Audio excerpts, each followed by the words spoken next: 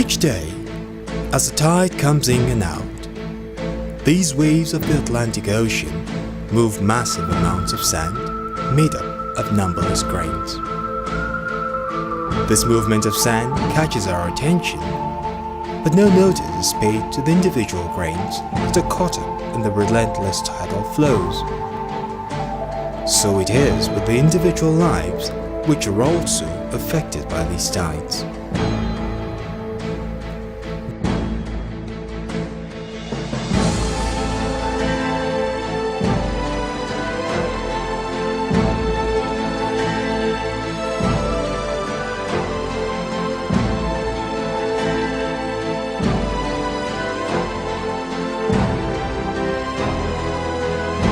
This is Bar Beach.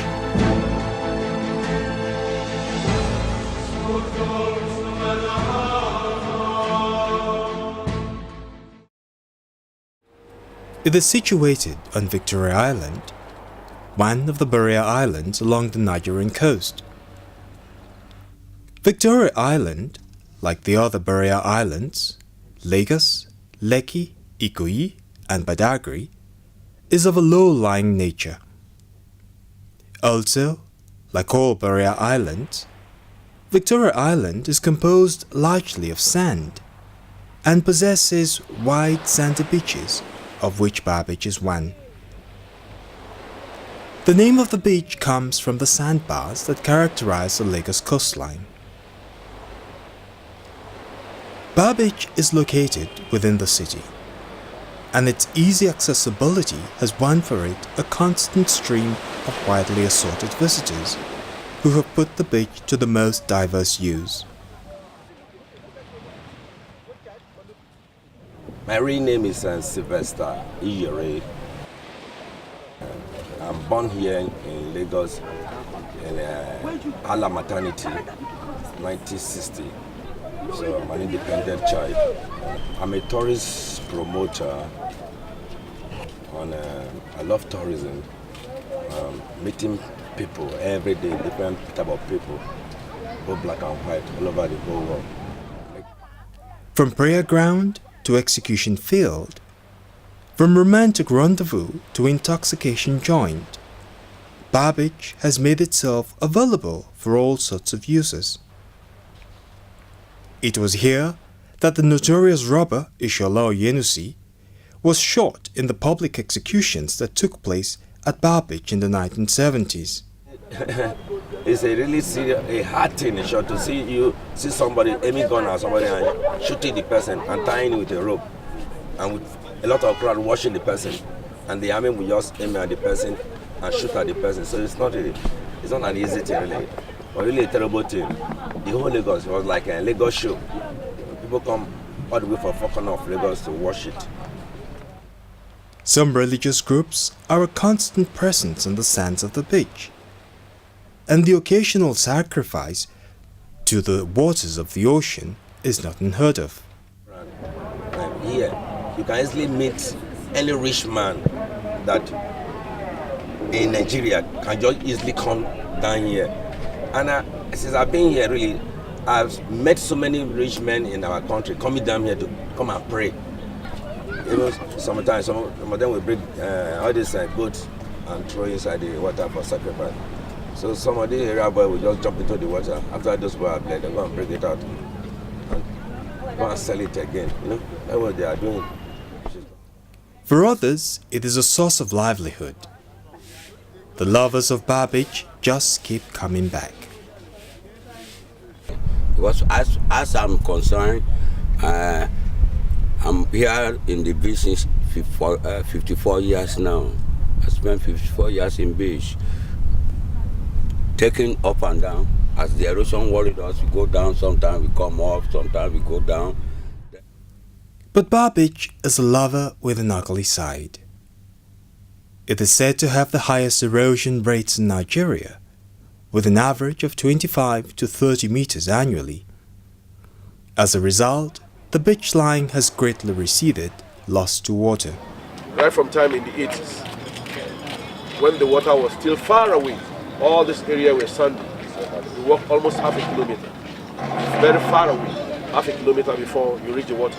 And I started experiencing this flood in Lagos right from ending of 80s. You understand me? The government will come, they will pay some company, they will come and fill it and push the water far ahead. After some time again, the sea will eat up the water. The origin of the Bar Beach erosion has been linked to the construction between 1908 and 1912 of two breakwaters at the entrance to Lagos Harbour from the sea. This is said to have affected the usual flow of sediments and deprived the beach of a source of replenishment. Over the years, Bar Beach has also shown its tempestuous side, with the ocean surges which have caused great havoc. In 1995, the beach faced a series of surges between August 16th and 17th. The waves at one point were as high as 4 meters. Large parts of Victoria Island were flooded. Everybody run for his life. Everybody run. Everybody run. Because we are here now, it can come from the and scatter everything, you know. Because the sea always come from the shore down to the road at Ahmadu Bello here sometimes. Stop the motor for sometimes 3 days, 4 days before the motor can pass this road. I could remember 3 months ago now. About 3 months ago now, you see Kurama Beach here. He washed everything away. He washed all these buildings, The cabins. all the cabin. He washed it away like say somebody just come and remove it. Yes, it affected life in the sense that that rain brought breeze to the beach. And when you bring that breeze, it will just carry your umbrella and fly it, your chairs, everything inside the sea. Before they build this Atlantic, Eco-Atlantic building, you do carry car from the car park to the extreme end. You know, a flood that will lift a car.